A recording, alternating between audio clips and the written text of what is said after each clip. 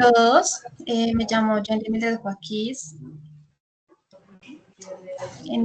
pertenezco a la Universidad Nacional a Distancia. En este momento mi grupo y yo les vamos a hablar sobre consolidación partida doble y ecuación patrimonial, ya que pertenecemos al grupo, al área de contabilidad y finanzas.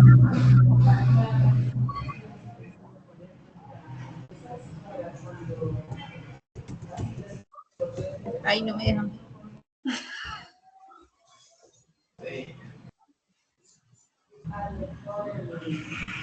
Bueno, como anteriormente les dije, mi grupo está presentado por Laura Marcela Imbachi Ruiz, quien les habla, Jenny Mildred Joaquín Ordóñez, Lady Marcela Penagos Trujillos y María Victoria Castro Zabarro, pertenecientes a Contaduría Pública de la Universidad Nacional a Distancia. A continuación les va a hablar mi compañera sobre la historia de la partida doble y su fundamentación.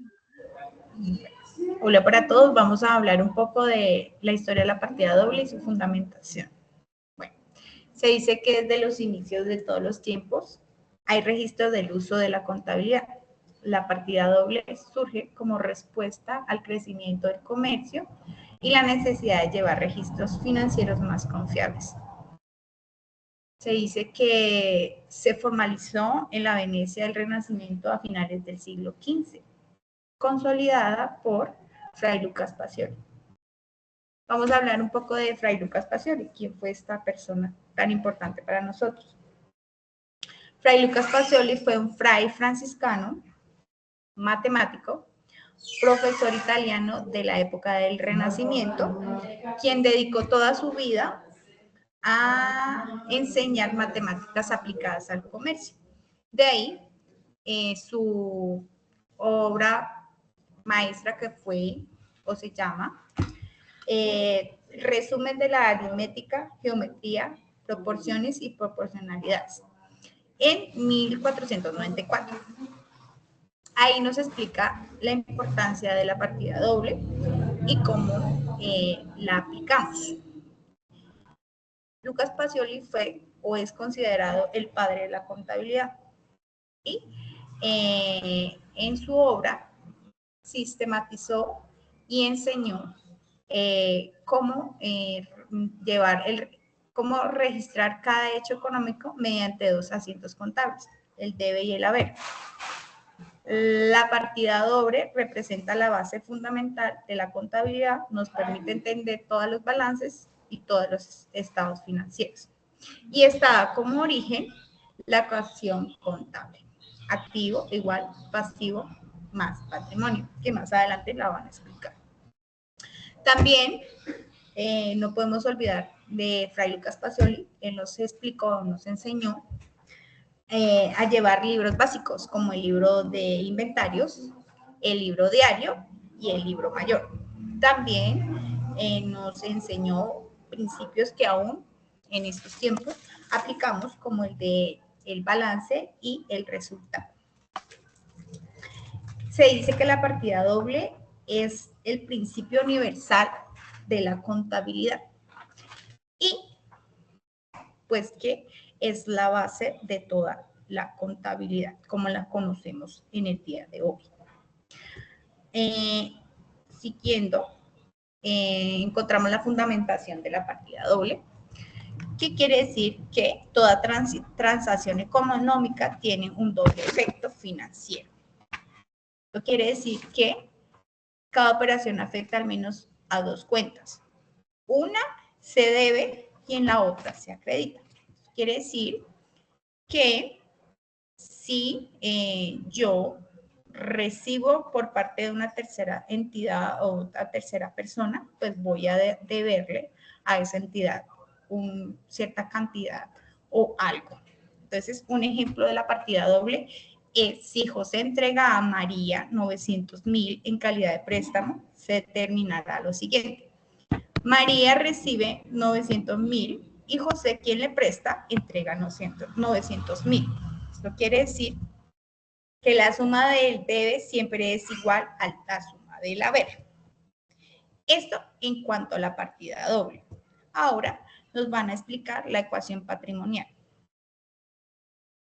Claro, la ecuación patrimonial es la comparación que se hace entre lo que la empresa tiene y lo que debe, permitiendo hallar la proporción en la que se financian los activos de la empresa.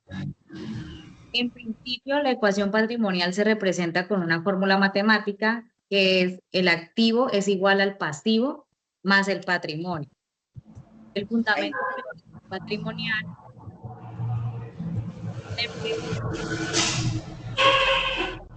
y para que la empresa pueda operar requiere de la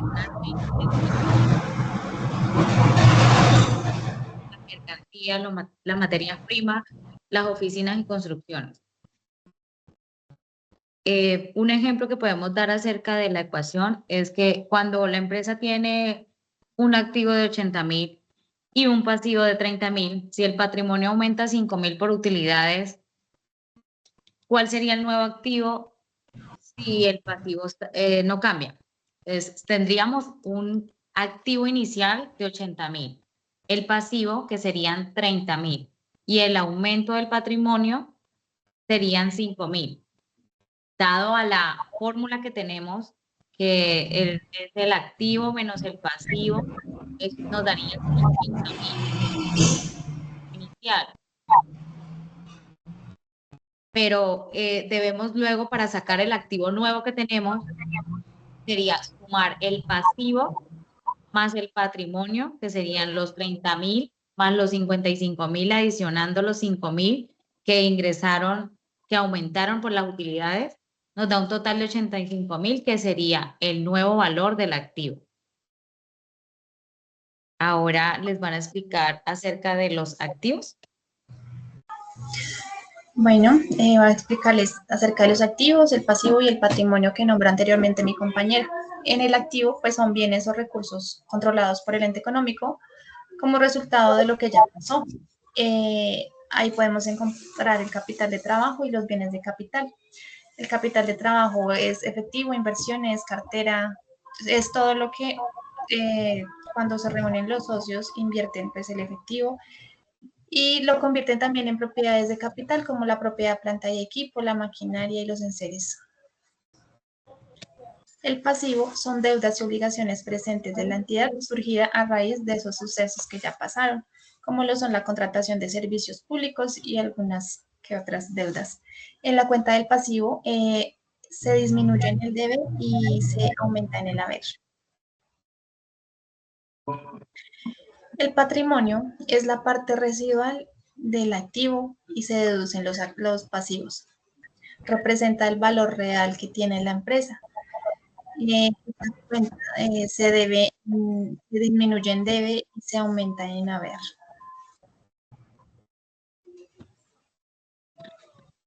Les voy a explicar ahora acerca de los ingresos. Los ingresos son incrementos en los beneficios económicos generados a lo largo del periodo. Estos ingresos incluyen tanto los ingresos de actividades ordinarias referente al objeto social de la empresa, como a las ganancias, ventas de propiedades de planta o equipo. Los ingresos se agrupan las cuentas que representan los beneficios operativos y financieros que perciben el ente económico en el desarrollo de un giro normal de su actividad comercial en un ejercicio determinado. Comprende los siguientes grupos.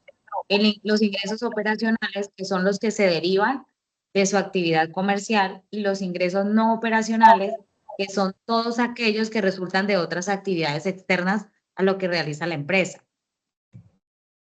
Un ejemplo del ingreso operacional puede ser que una tienda de ropa vende prendas a sus clientes. Ese dinero que se recibe por esas ventas son operacionales, ya que proviene de la actividad comercial principal del negocio.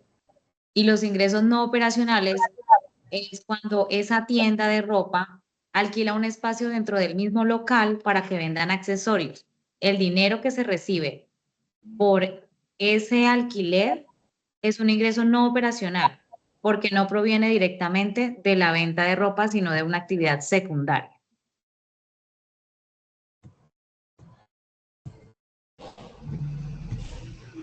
Compañera, les facilita los gastos. A mí me corresponden los gastos. Dice que los gastos son recursos que se utilizan la empresa y no se emplean en la producción. Son necesarios, pero no se recuperan directamente. Estos se restan de los ingresos para determinar la utilidad neta. Los gastos se clasifican en gastos fijos y son las obligaciones financieras periódicas, generalmente mensuales, que se mantienen constantes y deben cubrirse independientemente del nivel de ingresos y actividad comercial. No varían en la producción. Los gastos variables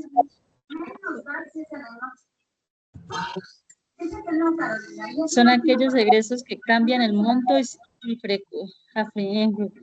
en frecuencia de un periodo a otro dependiendo directamente de la actividad, hábitos de consumo o producción o directamente los fijos que son constantes, cambian según el nivel de la actividad.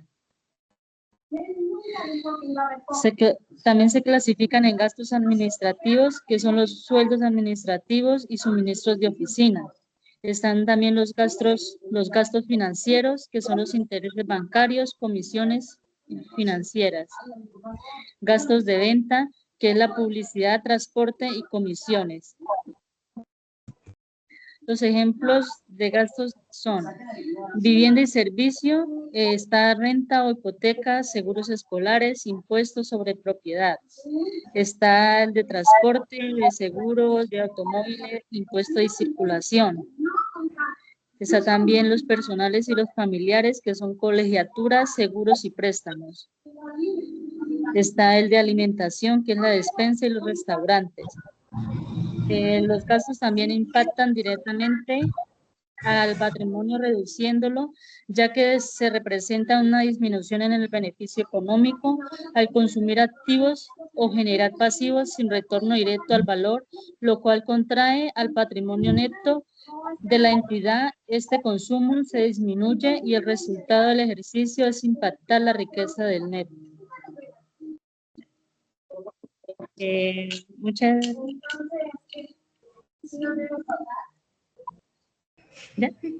Muchas gracias por su tiempo, la dedicación y esperamos que avancemos satisfactoriamente y hasta luego.